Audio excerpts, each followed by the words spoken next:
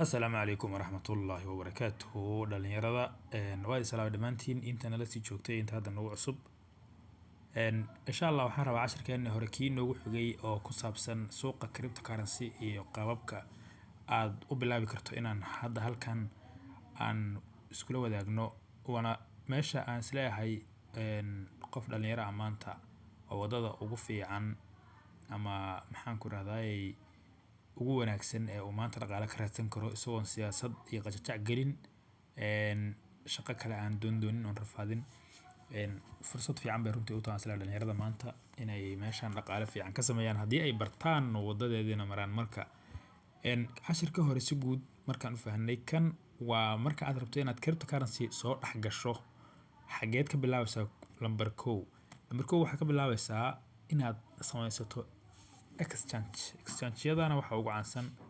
Binance oo Soomaalidu inta badan yaqaanaan marka exchange-yada Soomaalidu aad ku yaqaanaan waxa kamid ah Binance marka istagaas ayaan isla sharaxayna maanta haduu Ilaahay yiraahdo waana kan aan kor taaganahay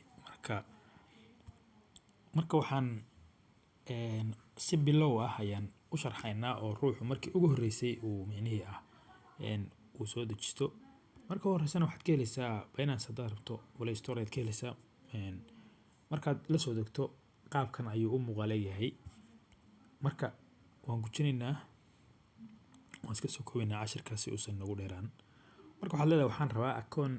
horle oo cusub ayaan rabaa midkan kore ayaa dooranaysaa marka click button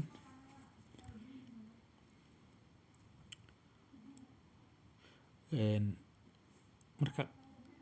waxa ku soo baxaya qaabkan ayuu kugu soo baxaya marka adigu laba doorasho labadaba iska leh inaad account Gmail kaaga aad isku diiwaan geliso hadii aad passwordkiisa garanayso oodan ahayn wax micnihi khariba oo aad iska malmaloqotay oo ahayn wax sax ah uu yahay account-ka Gmail ka telefoonka ugu jira ayaad isku diiwaan gelin kartaa hadii kale waxaad gashan kartaa Gmail hor loo cusub oo micnihi de sina sax ah ama meel kale ku jira ama telefoon lambarkaaga ayaa gashan kartaa oo halkan laba doorasho ku taala ama phone-kaaga telefonkaaga ama Gmail kaaga marka mar walba waxa fudud aan kula taliyaa inay telefoon lambarkooda ay gashadaan inkasta oo telefoon lambarka hadii aad ka baxdo wadanka taas marka ay cila tahay waxa si fiican mar walba Gmail sax ah oo passwordkiisa iyo wixii aad garanayso gasho hadii aad safar badan tahay oo wadanka ka tagaysid hadii kale safar badan aad galinina lambarkaaga iska gasho marka ani hadda muuqaalkan yar joojinaya waxaan gashanayaa Gmail kayga kadibna waan soo noqonaynaa waa hagaag waxa artaan inaan hadda aan gudaha u soo galay marka gudaha ayaan u soo galay haddana waxaan joogaa account-kayga ayaan ku jiraa Binance oo kii rasmiga aan ahayn mid tusaale ah weeyaan marka Free Fire ima ahan laakiin waxa artaan inuu keenay qaybtii yacnihi home-kii inuu keenay artaan halkan market ay tahay tan inama qosaysa iyada halkan trade ay tahay halkan sidoo kale halkanna artaa inuu profile-kayga yahay laakiin qaabkan ku dayn maysid markaad soo gasho hadda si qaab darro ayuu naga yahay mar walba wax taabanaysaa halkan ay loogada ku qoran tahay Binance geeska bidix ayaa taabanaysaa halkan aad mar walba taabanaysaa marka taabato qaybtan hoose ee browga ku qoran tahay aad ka bedelaysaa waxyar baad sugi Binance la yaqaan baa ku soo baxay marka hadda waa artaan inay wajhadii iyo wixii dhan inay isbedeleen oo magacyadii halkan home bay noo soo baxay marka hore marketing waxa ku qorayd halkan trade way noo soo baxay halkan waxa way future way noo soo baxay halkan wallet oo boorsadeena marka meesha marka intaad marka samaysato qodobka koobaad qaadayso horta waa halkan hadii lacagii baan ka aragnaa in lacagihii aan ku soo arkaynay coin market cap oo maalinkeed la wadaagay BNB ayaa ugu sareysa ayaga Binance ayaa coin-kan iska leh BTC baa ku xigta Ethereum baa ku xigta tana Doge baa ku xiga BEP baa ku xiga XRP ayaa ku sii xiga kuwana waxaan waa qiimayaashii ay joogeen coin-ku waxaan waa magacoodii waxaan xaggan ahana waa qiimayaal weeyaan xaggana waa magacyadii weeyaan marka halkan waxay uga jeedaan in hadda de lacagihii aan coin market cap kusoo aragnay cashirkeena hore meeshan ay ka muuqdaan ee halka uga jeeda marka meesha ugu muhiimsan labada shay ee ugu muhiimsan waa kow inaad free fire ka dhigato